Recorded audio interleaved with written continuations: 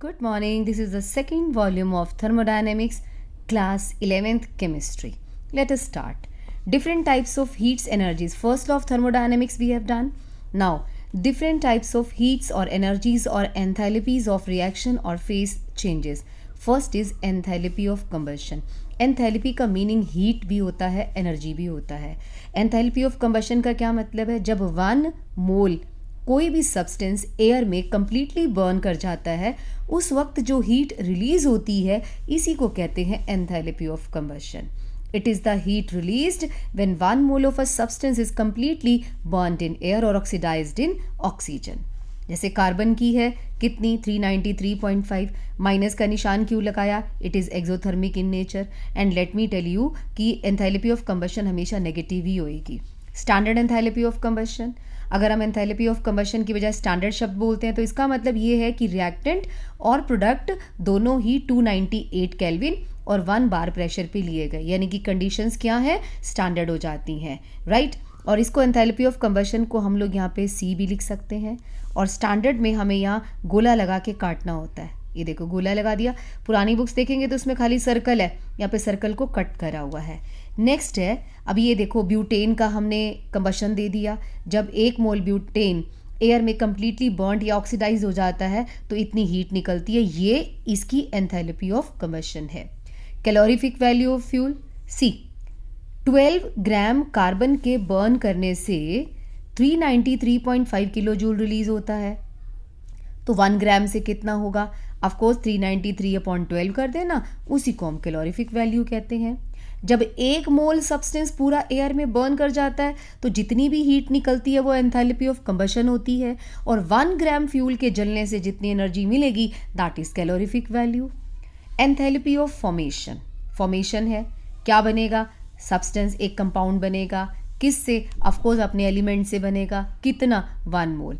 Enthalpy of formation का मतलब है जब 1 मोल सब्सटेंस अपने कॉन्स्टिट्यूएंट एलिमेंट से स्टैंडर्ड स्टेट में बनता है, उस वक्त जो हीट चेंज होता है, हीट निकल भी सकती है, एब्जॉर्ब भी हो सकती है, एंडो भी हो सकता है, एक्सो भी हो सकता है, उसे हम कहते हैं एंथैल्पी ऑफ फॉर्मेशन. जैसे कि ये देखो अमोनिया बनाया हुआ है हमने, किससे बना है? नाइट्रोजन और हाइड्रोजन. देखो इधर नाइट्रोजन और हाइड्रोजन ही है. ये हमने वाटर बनाया, इसमें कौन है? वाटर में H होता है और O आता है, और इस साइड हमने H और O ही लिया है. इसे कहते हैं कॉन्स्टिट्यूएंट एलिमेंट से. बट एक बात आपने नोटिस करी, 2 मोल बन रहे हैं, यहाँ पे भी 2 मोल बन रहे हैं. तो क्या ये एनर्जी एंथैल्पी ऑफ फॉर्मेशन है? नो. 2 मोल बनने पर इतनी एनर्जी निकली तो 1 मोल पे इसका हाफ कर देंगे, right. Now heat of reaction क्या होती है? जब भी कोई बैलेंस्ड केमिकल रिएक्शन होती है उस वक्त जो भी हीट निकलेगी उसे हम हीट ऑफ रिएक्शन कहते हैं, राइट. ये हीट ऑफ रिएक्शन भी है, फॉर्मेशन भी है. नॉर्मली एक क्वेश्चन आता है कि हीट ऑफ फॉर्मेशन और एंथैल्पी ऑफ रिएक्शन में क्या फ़र्क है. तो आप ये एग्जाम्पल देंगे, आप लिखेंगे इस बैलेंस्ड इक्वेशन में, रिएक्शन में जितनी भी हीट निकल रही है वो हीट ऑफ रिएक्शन है. अगर कोई आपसे पूछे कि इसी रिएक्शन में बताओ एंथैल्पी ऑफ फॉर्मेशन कितनी है, तो आप कहेंगे 2 मोल अमोनिया की इतनी है. डेफिनेशन कहती है 1 मोल की बताओ, तो 1 मोल की कितनी होगी? This divided by 2. इसको 2 से डिवाइड कर देंगे. वाटर की एंथैल्पी ऑफ रिएक्शन कितनी है? इतनी. एंथैल्पी ऑफ फॉर्मेशन कितनी है? इसका हाफ कर देंगे, क्योंकि 2 मोल बन रहे हैं. अगर यहाँ 3 बन रहे होते तो हम अपॉन 3 कर देते, अगर 4 बन रहे होते तो हम 4 कर देते. ओके. एंथैल्पी ऑफ रिएक्शन और एंथैल्पी ऑफ फॉर्मेशन का एक और रिलेशन भी है. देखो एक रिएक्शन दी होगी, उसमें हीट ऑफ रिएक्शन का फॉर्मूला क्या है? Sum of the heat of formation of products minus sum of the heat of formation of reactants. ये भी न्यूमेरिकल आएगा आगे, इसीलिए आपको बताया जा रहा है ये, ठीक है. ये फॉर्मूला याद रखना आप. नेक्स्ट है बॉर्न हेबर साइकिल, इसको रुक के करेंगे. 6th है एंथैल्पी ऑफ एटमाइजेशन. एंथैल्पी का मतलब हीट चेंज होता है. नॉर्मली एटमाइजेशन का मतलब क्या है? एटम में अलग अलग करना. मान लो कोई सॉलिड है, उसको गैसियस स्टेट में कन्वर्ट करना हो, एक एक एटम अलग करना हो, उसे कहते हैं एटमाइजेशन. एंथैल्पी का क्या मतलब है? Heat required. 1 मोल सब्सटेंस को, चाहे वो सॉलिड हो, लिक्विड हो या मॉलिक्यूल हो, उसको एटॉमिक स्टेट में बदलने के लिए जितनी भी हीट चाहिए उसे हम एंथैल्पी ऑफ एटमाइजेशन कहते हैं. It is the heat required to convert 1 mole of a substance into its gaseous atoms, जैसे कि हाइड्रोजन की 435 है. एंथैल्पी ऑफ फ्यूजन, फ्यूज किसे करते हैं? फ्यूज करते हैं सॉलिड को, राइट? तो 1 मोल सॉलिड को लिक्विड में कन्वर्ट करने के लिए इसके मेल्टिंग पॉइंट पे जितनी हीट रिक्वायर्ड होती है उसे हम एंथैल्पी ऑफ फ्यूजन कहते हैं। Heat required when 1 mole of a solid is converted to liquid completely at its melting point. बस एक मेल्टिंग पॉइंट वर्ड डाल देना। तुमने नोटिस किया सबके साथ 1 मोल 1 मोल 1 मोल दे रखा है, सिंपल। सो इसमें वाटर को आइस से लिक्विड में कन्वर्ट करने के लिए 6 किलो जूल चाहिए होते हैं। एंथैल्पी ऑफ वेपोराइजेशन, एंथैल्पी होता है हीट रिक्वायर्ड या हीट चेंज। वेपर्स का मतलब लिक्विड को वेपर में कन्वर्ट करने के लिए कितना लिक्विड? 1 मोल। बस हो गई डेफिनेशन। डेफिनेशन के रट्टे नहीं लगाया करते, इस वर्ड को देखो, यहीं से डेफिनेशन निकाल लो। वेपोराइजेशन है तो 1 मोल लिक्विड को वेपर में बदलने के लिए एंथैल्पी जितनी हीट चाहिए, that is enthalpy of vaporisation. Water की है 41 kilo joule per mole. Enthalpy of sublimation, first of all you must know what is sublimation. Sublimation is the conversion of solid to gas directly. अपने घर में धूप अगरबत्ती करते हो, धूप अगरबत्ती जगाते हैं तो क्या होता है? सॉलिड से किस में जाता है? गैस में ही तो जाता है। वो सब्लिमेशन का एग्जाम्पल है, सिंपल। दूसरा, आपकी मम्मा नेफ्थलीन बॉल्स रखती हैं कपड़ों में, एक बार पूछ लेना कहाँ पे हैं, वो भी सब्लिमेशन शो करता है। So enthalpy of sublimation is of course जब 1 मोल सॉलिड गैसियस स्टेट में कंप्लीटली कन्वर्ट हो जाता है below its melting point. Below melting point याद रखना, फ्यूजन में एट मेल्टिंग पॉइंट था, यहाँ पे मेल्ट होने ही नहीं देना हमने, तो मेल्टिंग पॉइंट से पहले ही ये गैसियस स्टेट में कन्वर्ट हो जाता है। आयोडीन का एग्जाम्पल लिखा हुआ है यहाँ पे। डेल्टा एच कितना है? आयोडीन सॉलिड को गैस में बदलने के लिए 62.4 किलो जूल पर मोल रिक्वायर्ड होते हैं। अब आप सोच रहे होंगे इतनी सारी रिएक्शन याद रखनी पड़ेंगी। अरे हैं ही कितनी, 8 और 10 तो हैं सिर्फ इस चैप्टर में, कर लो याद, कौन सा मुश्किल काम है। ओके, नेक्स्ट है सब्लिमेशन। जो ये होता है change, sub means sublimation, H means enthalpy.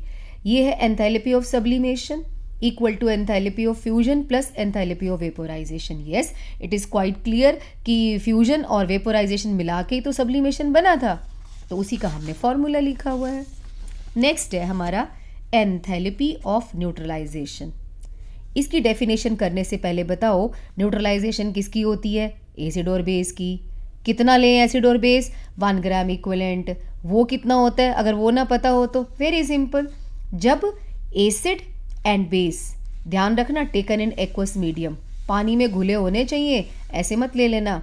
Aqueous solution में अगर हम एसिड और बेस लेते हैं, उनकी कंप्लीट न्यूट्रलाइजेशन से सॉल्ट बनता है और 1 मोल वाटर बनना चाहिए। जब 1 मोल वाटर बनेगा एसिड और बेस की न्यूट्रलाइजेशन से, उस वक्त जो हीट निकलेगी उसे हम एंथैल्पी ऑफ न्यूट्रलाइजेशन कहते हैं। या हम कह सकते हैं 1 gram equivalent of acid and 1 gram equivalent of base taken in aqueous solution are completely neutralized to make 1 mole of water, is then at that time heat release is known as enthalpy of neutralization। यहाँ पे sulphuric acid है तो sulphuric acid कहता है भाई मेरे पास तो 2 hydrogen है, चल NaOH तुम 2 आओगे। इसके पास 1 था, 1 के साथ रिएक्शन करी, 2 हैं तो 2 के साथ करेगा। यहाँ पे वाटर डबल बन रहा है तो हीट भी तो डबल निकल रही है।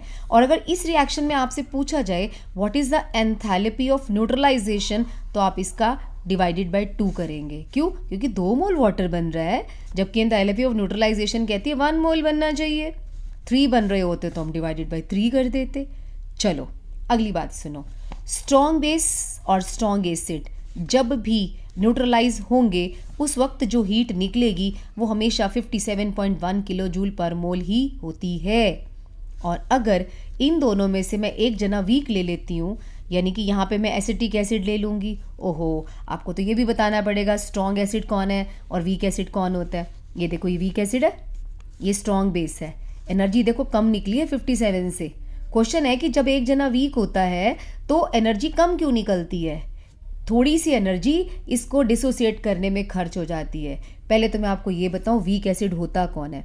मान लो आपने इसके 10 मॉलिक्यूल वाटर में लिए, 10 मॉलिक्यूल लिए हमने CH3COH के, ये वाटर में जाके बड़ा नखरे वाला है, 5 मॉलिक्यूल तो डिसोसिएट हो जाएंगे, टूट जाएंगे, और 5 कहते हैं हम नहीं टूटते, ढीठ है ना, बैठे हुए हैं। जो कंप्लीटली डिसोसिएट नहीं होता वो वीक एसिड होता है। और स्ट्रॉन्ग कौन होता है?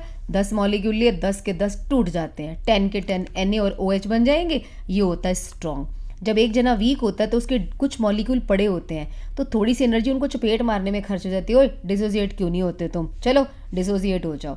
That's why when ever one of the acid और बेस इज वीक, तो एनर्जी हमेशा 57.1 से कम ही निकलेगी। तो आंसर क्या है?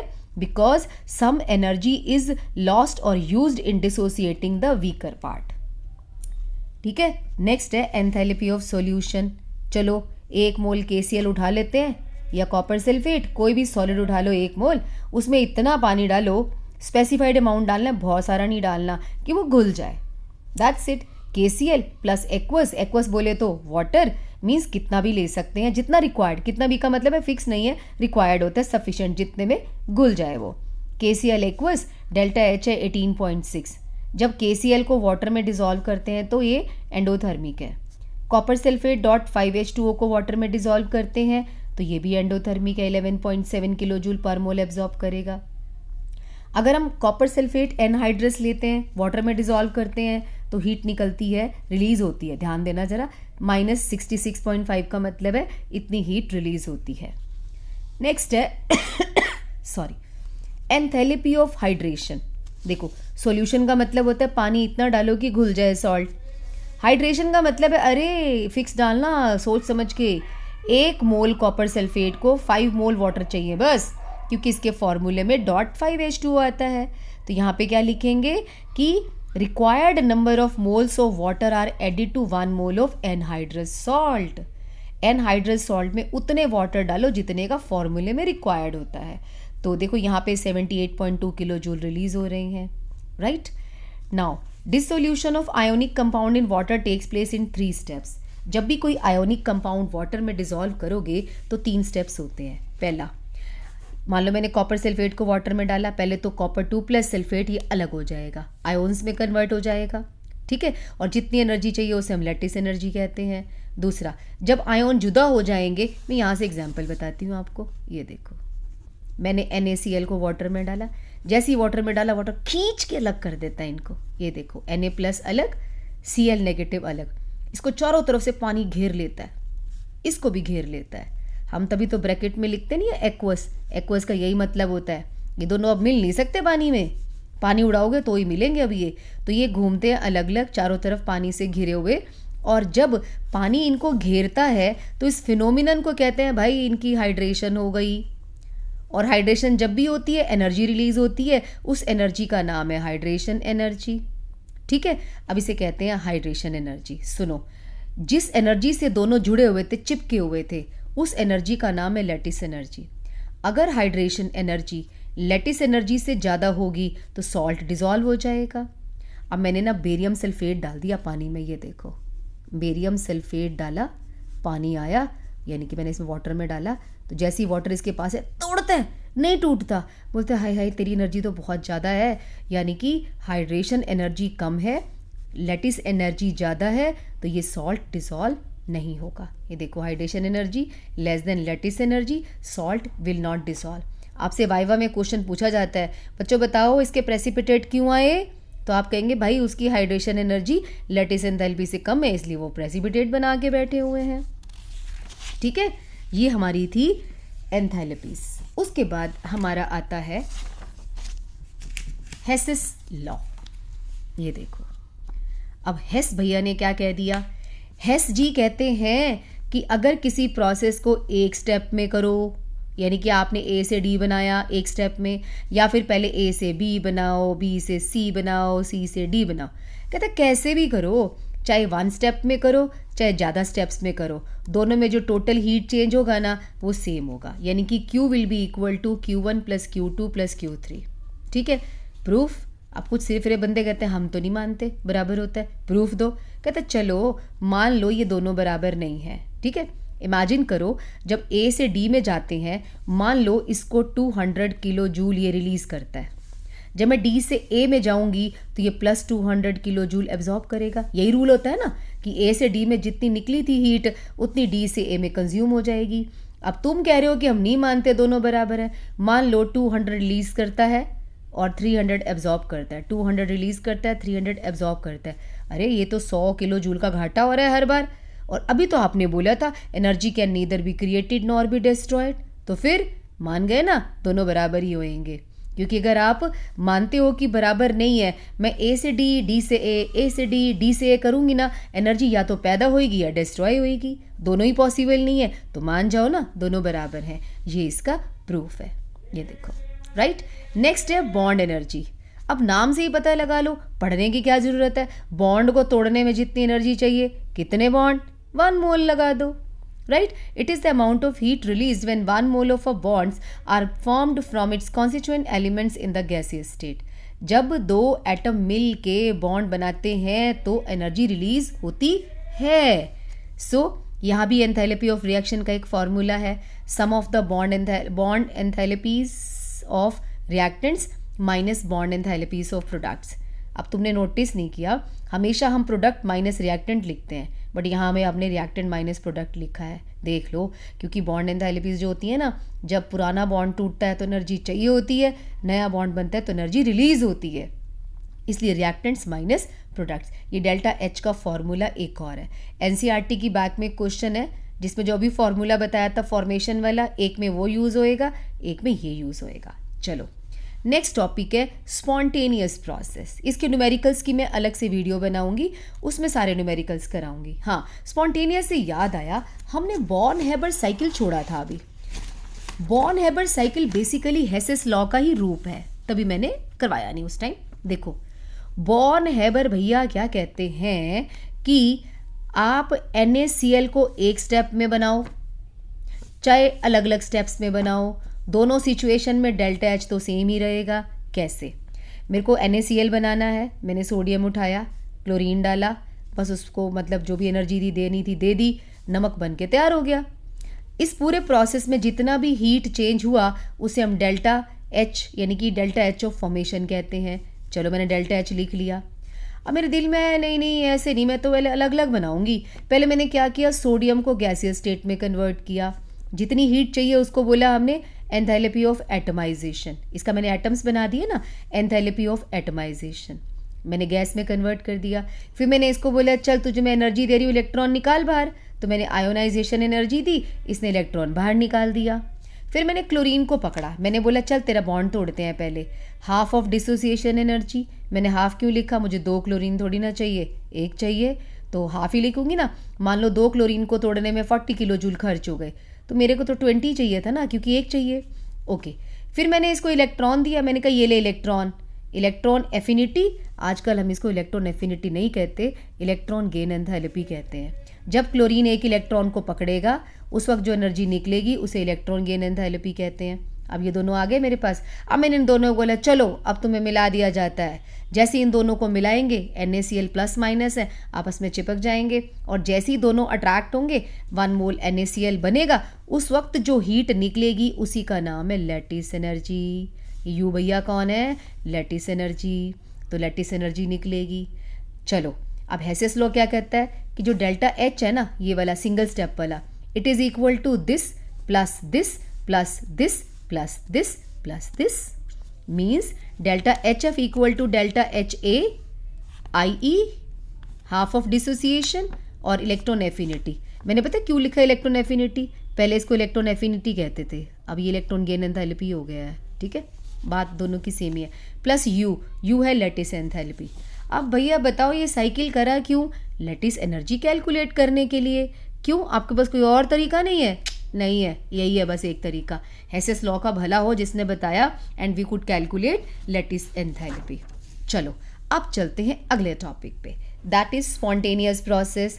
देखो स्पॉन्टेनियस प्रोसेस कौन सा होता है, जो अपने आप होता है या फिर एक बार स्टार्ट कर दो तो चलता रहता है। जैसे पानी के झरने बह रहे हैं, पानी ऊपर से नीचे अपने आप गिरता है, हम तो नहीं गिराते। और कैंडल को एक बार लिट कर दो तो बर्न करती रहती है। सॉल्ट को वाटर में डाल दो, ना हिलाओ, अपने आप घुल जाता है। तो सारे प्रोसेस क्या है, ये स्पॉन्टेनियस है, जो अपने आप होते हैं। और कैंडल का जलना एक बार इनिशिएट कर दिया, हो गया। चलो आपके घर की छत पे हमने पानी पहुंचाना है, तुमने मोटर ऑन की, पानी ऊपर चढ़ गया, मोटर बंद की, पानी चढ़ना बंद हो गया, तो वो नॉन स्पॉन्टेनियस है। स्पॉन्टेनियस वो होता है जो एक बार स्टार्ट कर दिया जाए तो अपने आप होता रहे।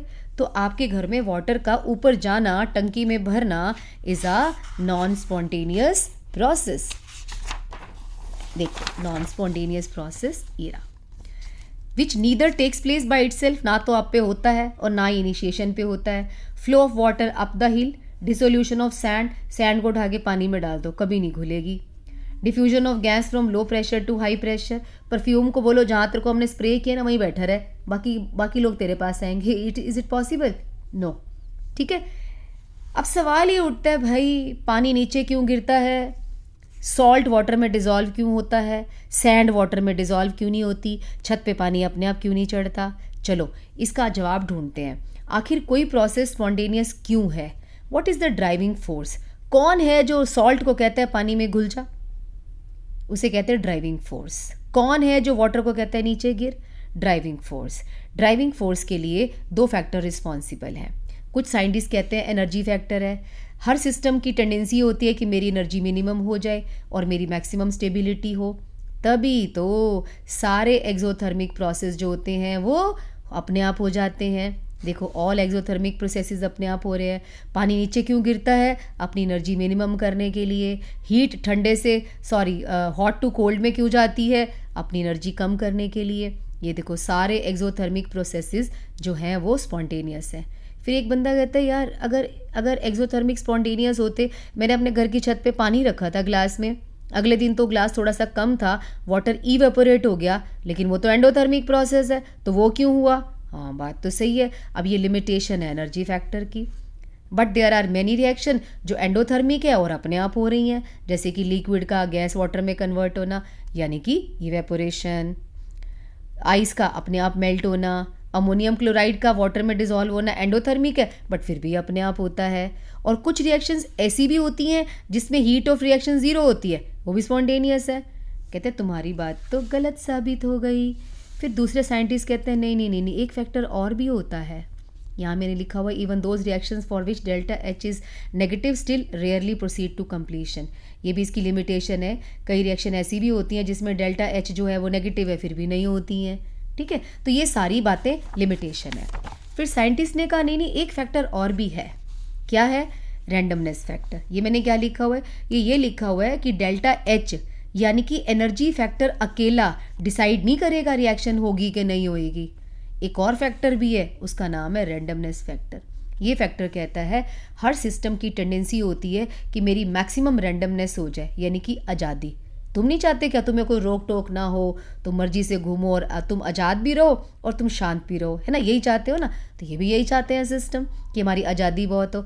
तभी तो वाटर इवेपोरेट हुआ छत पे पड़ा हुआ, क्योंकि गैस की ज़्यादा रैंडमनेस होती है लिक्विड से। अमोनियम क्लोराइड वाटर में क्यों डिज़ोल्व हुआ? क्योंकि अमोनियम क्लोराइड पहले टाइट पड़ा हुआ है, वाटर में टूट जाएगा तो कल्ले कल्ले घूमेंगे, मज़ा आएगा, इनको फ्रीडम मिल जाएगी। चलो अगर ये बात सच होती आज़ादी वाली, तो ऐसी बहुत सी रिएक्शंस हैं जिसमें रैंडमनेस डिक्रीज़ होती है बट फिर भी वो हो रही हैं। जैसे कि मैंने गैस को पकड़ा, बोला चल तेरे को लिक्विड में कन्वर्ट करती हूँ, हो गई। अगर गैस को इतनी आज़ादी की धुन चढ़ी होती तो लिक्विड में कभी भी ना बदलती। ओहो, अब रैंडमनेस भी फ्लॉप हो गया। तो हमने कंक्लूजन निकाला, ना अकेला रैंडमनेस और ना अकेला एनर्जी फैक्टर डिसाइड करेगा रिएक्शन पॉसिबल है या नहीं है, फिजिबल है या नहीं है। तो कौन डिसाइड करता है? दोनों का कंबाइंड इफेक्ट। चलो तुम क्लास में बैठे हो, तुम्हारी एक फ्रेंड कहती है चल चल क्लास बंक करते हैं, आज कुछ खा के आते हैं। एक दूसरी फ्रेंड कहती है पागल है, इतना इंपॉर्टेंट लेक्चर है, नहीं जाना, चल बैठी रहे। दोनों में से जिसका जोर ज़्यादा होगा तुम उसकी बात मान जाओगे ना। तो यही यहाँ पे होता है। एनर्जी मान लो किसी रिएक्शन को बोलता है कि चल चल तू हो जा, मैं तेरे साथ हूँ। रैंडमनेस कहते हैं ओए नहीं होना, आज़ादी कम हो जाएगी। तो दोनों में से जिसका जोर ज़्यादा होगा आंसर में वही आएगा। अब मैं कुछ केसेस बता रही हूँ। ई रिप्रेजेंट कर रहा है energy factor, R randomness factor, the driving force. चलो देखते हैं कि ये कैसे बिहेव करते हैं। अब देखो इसके कुछ,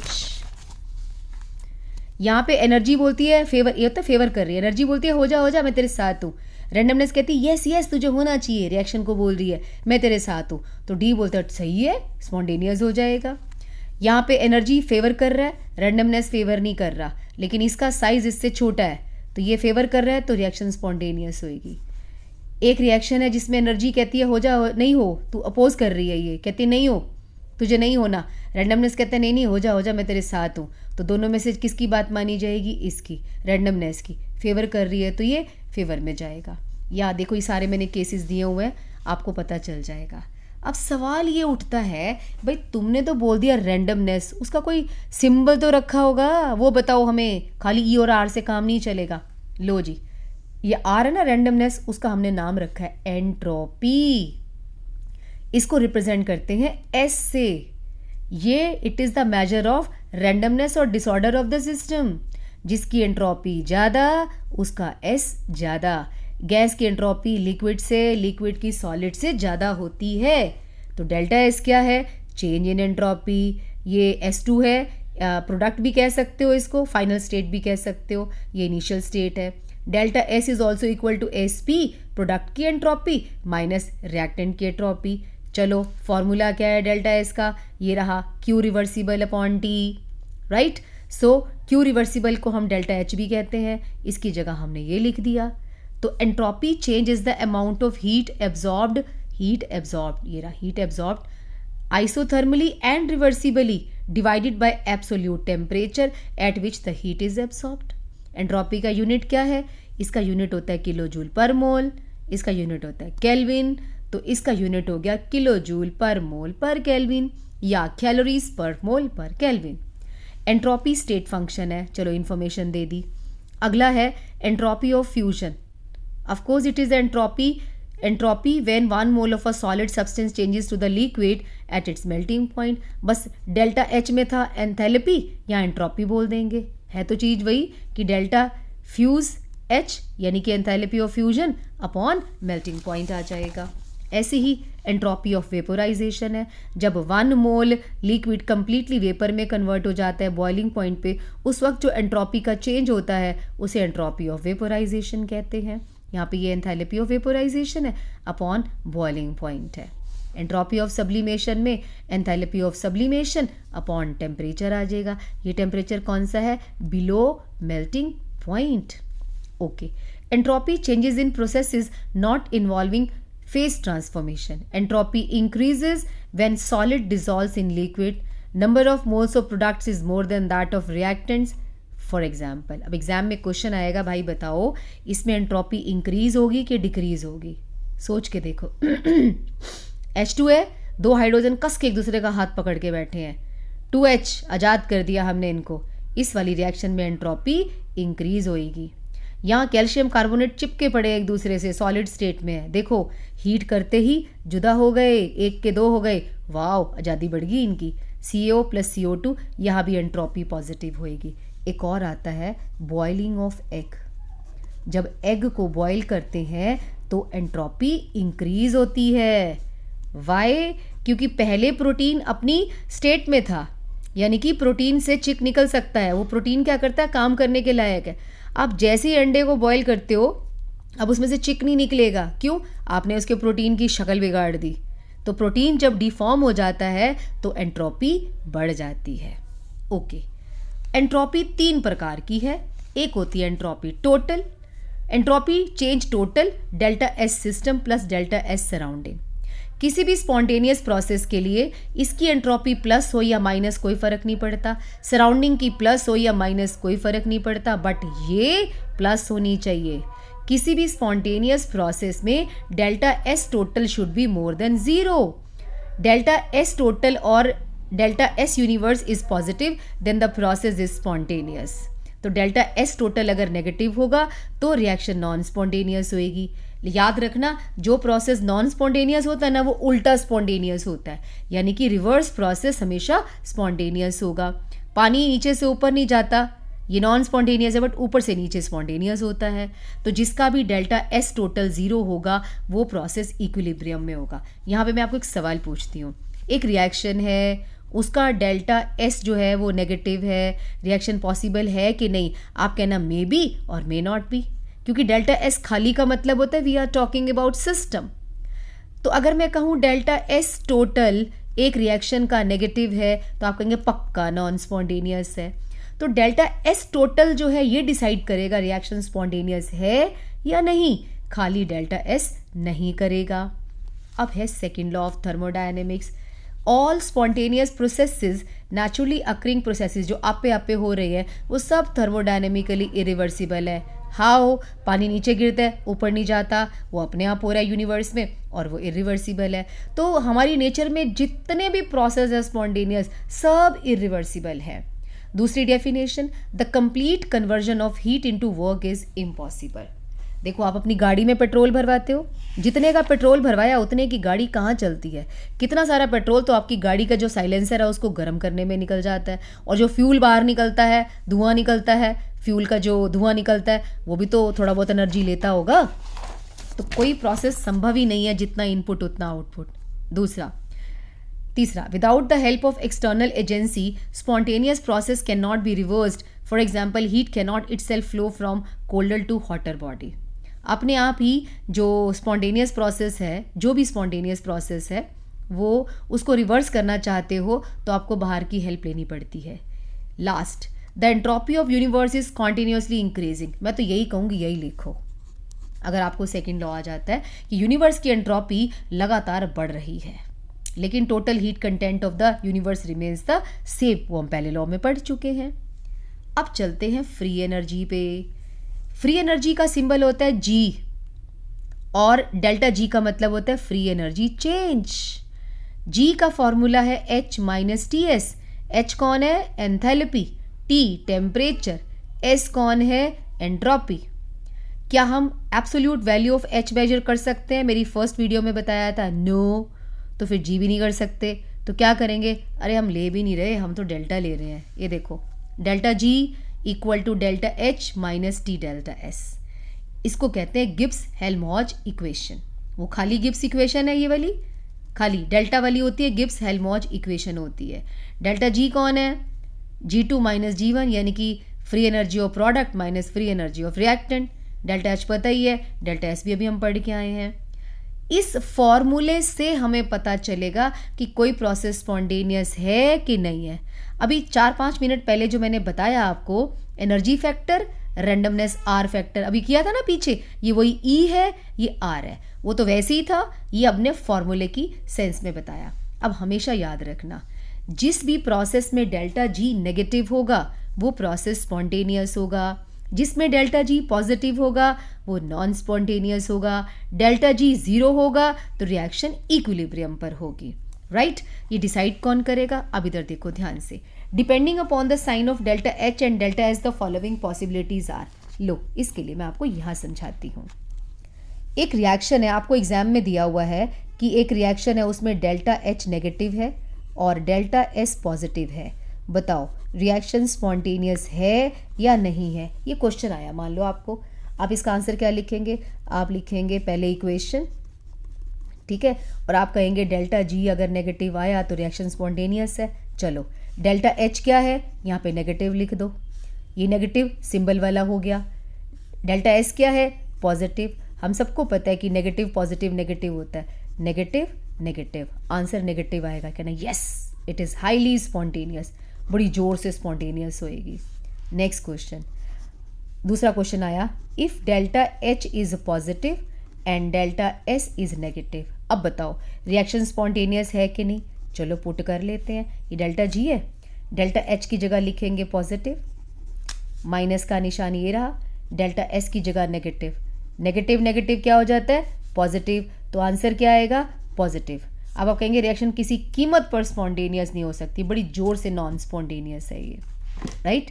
नेक्स्ट है, if delta H is positive और डेल्टा एस भी पॉजिटिव है। अब बताओ, दोबारा फॉर्मूले में लगाएंगे, ये रहा डेल्टा जी, ये रहा डेल्टा एच पॉजिटिव है तो यहाँ पॉजिटिव लिखो, ये माइनस है और ये पॉजिटिव है तो यहाँ पे क्या आएगा? माइनस। हमारे पास आ गया पॉजिटिव नेगेटिव। अब आप कहेंगे भाई अगर ये वाला फैक्टर इससे ज़्यादा होगा तो आंसर नेगेटिव आएगा, रिएक्शन स्पॉन्टेनियस होगी, और अगर ये वाला फैक्टर इससे ज़्यादा है तो आंसर पॉजिटिव आएगा, नॉन स्पॉन्टेनियस होगा। अगर ये दोनों बराबर हैं तो आंसर ज़ीरो आएगा, रिएक्शन इक्विलिब्रियम पे आएगी। अगर आपके एग्जाम में ये वाला क्वेश्चन आता है तो आप तीनों केस बताओगे। भाई क्या बताओगे? If delta H is more than T delta S तो आप कहेंगे आंसर पॉजिटिव आ रहा है भाई। अगर T delta S more than delta H है तो नॉन स्पॉन्टेनियस आएगा, इक्वल है तो ज़ीरो आएगा, यानी कि इक्विलिब्रियम पे हो जाएगी। अब आया समझ में? ये क्वेश्चन ऐसे आते हैं एग्जाम में और आपको आंसर देखो, केस 1 केस 2 मैंने सारे दे रखे हैं यहाँ पे, ठीक है। ये रहा केस 2 भी दे रखा है, बता ही दिया मैंने आपको, एक बार स्क्रीनशॉट तो ले ही लो आप। Effect of temperature on spontaneity of process. एक एंडोथर्मिक रिएक्शन है। एंडोथर्मिक रिएक्शन का मतलब है, कहती है मेरे को हीट दोगे तो मैं होंगी, नहीं तो नहीं होती, ठीक है। तो अब एंडोथर्मिक रिएक्शन लो टेम्परेचर पर कभी भी स्पॉन्टेनियस नहीं होएगी, वो तो भूखी है, मांगेगी हीट दो भाई। सो ऑल एंडोथर्मिक रिएक्शंस जो लो टेम्परेचर पर तो नॉन स्पॉन्टेनियस है बट हाई पे हो जाएंगी। एक्सोथर्मिक प्रोसेस क्या होता है, जिसमें हीट बाहर निकलती है, तो वो जिसमें हीट निकल रही है उसे तुम अगर हाई टेम्परेचर पे करोगे तो बोलेगी मैं तो होती नहीं, तुम्हें दिखता नहीं मैं हो रही हूँ तो हीट निकल रही है, तुम टेम्परेचर क्यों बढ़ा रहे हो, तो वो उल्टा चली जाएगी। तो एक्सोथर्मिक रिएक्शन हाई टेम्परेचर पर नॉन स्पॉन्टेनियस होगी बट हाँ लो टेम्परेचर पर हो जाएगी। उसके बाद अगला हमारा डेरिवेशन है कि प्रूव करो डेल्टा जी और डब्ल्यू मैक्सिमम। इस लाइन का पता है क्या मतलब है? इस दुनिया में जितने भी यूजफुल वर्क होते हैं, इसको नॉन एक्सपेंशन भी कहते हैं, यूजफुल भी कहते हैं, minus delta G equal to W useful.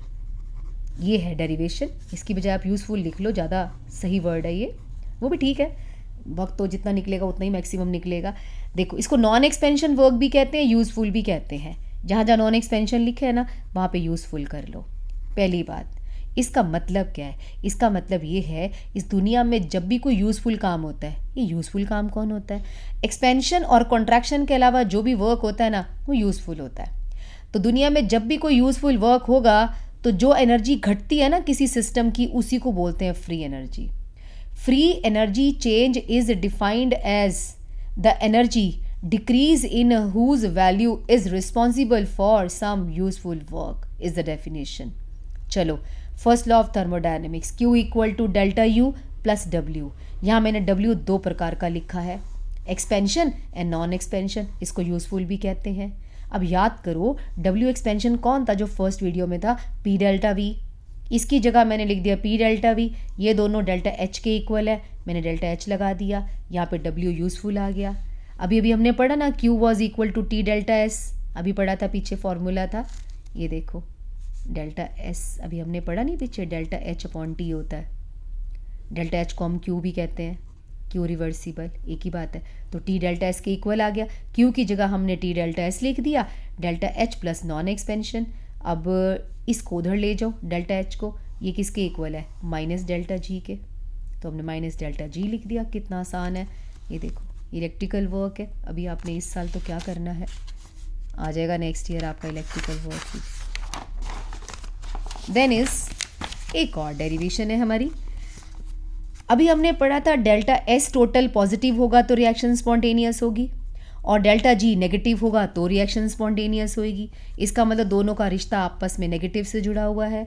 तो प्रूव करो delta G equal to minus T delta S total. Delta S total equal to system plus surrounding. मान लो सराउंडिंग ने क्यू हीट सिस्टम को दे दी, इसकी हीट कम हो गई तो हम लिखेंगे डेल्टा एस टोटल, ये सिस्टम, या माइनस का निशान लगाएंगे क्योंकि सराउंडिंग ने एनर्जी दी है सिस्टम को, तो इसकी माइनस होगी ना, माइनस डेल्टा एस की जगह मैं लिख रही हूँ डेल्टा एच अपॉन टी, लिख सकते हैं, अभी हमने पीछे भी लिखा था। अब इस पूरी इक्वेशन को टी से मल्टीप्लाई कर दो, T delta S total, T delta S, मैंने यहाँ सिस्टम क्यों नहीं लिखा? जब कुछ भी ना लिखा हो तो अंडरस्टूड होता है कि वो सिस्टम ही है। माइनस टी से टी कट गया, डेल्टा एच, और ये किसके इक्वल है? माइनस डेल्टा जी के, लिख दिया, प्रूव हो गया। प्रूव वाले में तो खाली आपको बस एक दो बार मन लगाना होता है। Standard free energy change of reaction, delta G not of reaction and standard free energy of formation. Delta G reaction is defined as the change in free energy which takes place when the reactants in, अरे वही delta G not का मतलब होता है standard, और खाली delta G का मतलब होता है बिना उसके, कोई भी कंडीशन हो सकती है। स्टैंडर्ड होती है 1 एटमॉस्फेयर 298 केल्विन। डेल्टा रिएक्शन का जो चेंज इन फ्री एनर्जी है वो sum of the free energy change of the products and free energy change of the reactants. Delta F G, F होता है फॉर्मेशन, ये होता है चेंज, ये होता है free energy. Delta F G naught of a compound is defined as the free energy change which takes place when 1 mole of a compound is formed from its elements taken in their standard state. अब आगे है इनका relation क्या है. ये delta G होता है किसी भी टेम्परेचर प्रेशर पे. डेल्टा जी नॉट का मतलब होता है स्टैंडर्ड कंडीशन पे. आर टी एल एन होता है लॉग एक्सपोनेंशियल वाला. क्यू है रिएक्शन कोशेंट. ये आपको इक्विलिब्रियम वाले चैप्टर में डिटेल में आएगा. फिलहाल इतना मान लो क्यू का मतलब होता है प्रोडक्ट की कंसंट्रेशन अपॉन रिएक्टेंट की, और के का मतलब भी होता है प्रोडक्ट की कंसंट्रेशन अपॉन रिएक्टेंट की. फिलहाल आप इतना याद रखो, जब डेल्टा जी ज़ीरो होता है तो क्यू के बन जाता है. ये ज़ीरो हुआ, क्यू बन गया के, तो आप इसकी जगह लिखेंगे zero delta G naught plus R T L N K, और इसको उधर ले जाओ तो माइनस का साइन आ जाएगा. एल एन को इसमें बदलना हो तो यह आ जाएगा लॉग 2.303 लॉग के, यानी कि ये एल एन के इज इक्वल टू 2.303 लॉग के. ये देखो इसमें कन्वर्ट कर दिया तो ये आपका एक और डेरिवेशन आ गई. कोई आपसे पूछे ना कि के का और जी का रिलेशन बताओ, डेल्टा जी का, आप बोलेंगे कोई रिलेशन नहीं है, क्योंकि ये ज़ीरो होगा तभी तो के एंट्री मारेगा. तो के का रिलेशन डेल्टा जी नॉट के साथ है, डेल्टा जी के साथ नहीं है.